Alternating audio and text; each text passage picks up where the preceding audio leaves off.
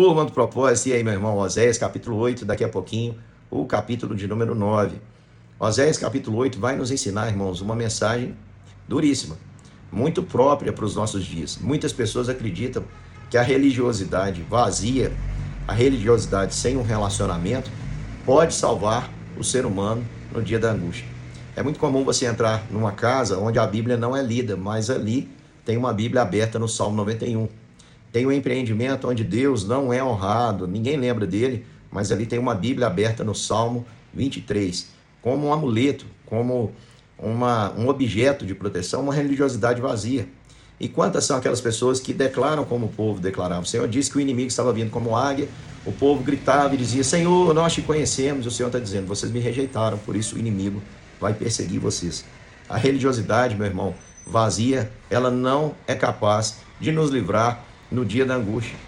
Para que possamos vencer o inimigo em todo tempo, é necessário que nós tenhamos um relacionamento verdadeiro com o Senhor.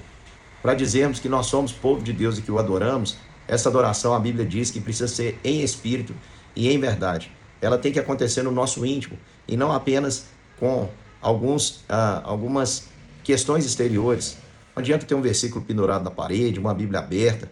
Não adianta você, meu irmão, ir a uma igreja e até mesmo repetir algumas palavras como se a oração fosse, mas se você não constrói um relacionamento verdadeiro com o Senhor. Você precisa, meu irmão, se relacionar com o Senhor, com intimidade, e a intimidade do Senhor é para os que o temem. E quem teme o Senhor é aquele que quer acertar mesmo. É aquele que até erra, mas a vontade dele é acertar e ele procura melhorar todos os dias.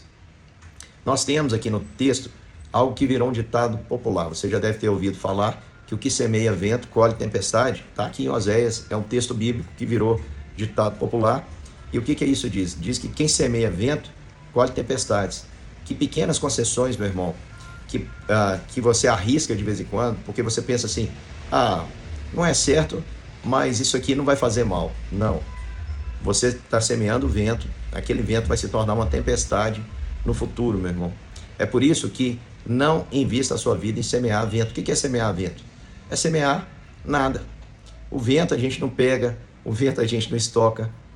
Não é o vento que nós precisamos semear. Nós somos chamados para semear sementes que no futuro darão realmente frutos. E quais são essas sementes que Deus quer que a gente semeie na nossa caminhada? Contrição, quebrantamento, arrependimento. O Senhor quer que a gente semeie amor, que a gente semeie uma vida de verdade aos seus pés, uma vida de temor. Aquele que teme a Deus é aquele que olha para a sua vida e está perguntando o tempo todo: o que Deus quer de mim nesse momento? Agora, se você vive uma vida vazia, uma vida de vento, semeia vento. No futuro você vai colher tempestade.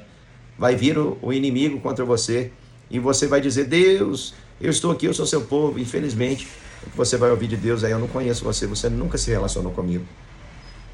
No dia das pequenas concessões impensadas, nós semeamos o vento, que acumula uma força que mais tarde, no dia que todos vamos passar, a Bíblia diz que todos em algum momento viverão um dia mau, nós não estaremos prontos, porque nada semeamos. Quem não semeia nada, nada vai colher. E eles tomavam decisões, do versículo 4 ao 14, ele vai trazer para nós a maior parte desse capítulo. Ele vai falar sobre o que o povo estava fazendo sem consultar o Senhor. O texto vai nos dizer que eles tomavam decisões políticas, construíam, empreendiam grandes construções, palácios, muralhas, sem consultar a Deus, confiando na própria força e no dinheiro, que para Deus tudo isso é vento. Então, não adianta, meu irmão, você tentar construir um império sem Deus. É vão, é vão. Tudo que é feito sem Deus, meu irmão, é vão. Tudo que é feito sem Deus é algo, meu irmão, que não tem nenhum tipo de utilidade, não tem nenhum tipo de propósito, ainda que seja grande, ainda que a quantia seja exorbitante. Com o sopro, tudo isso passa. E com a sua morte, meu irmão, tudo isso aqui fica e o seu nome não será lembrado. Aqui, aproveitando o gancho, eu quero fazer uma aplicação. Nós estamos num ano muito importante, um ano de eleições. Nós precisamos orar para que Deus coloque nos cargos as pessoas que são de acordo com a sua vontade.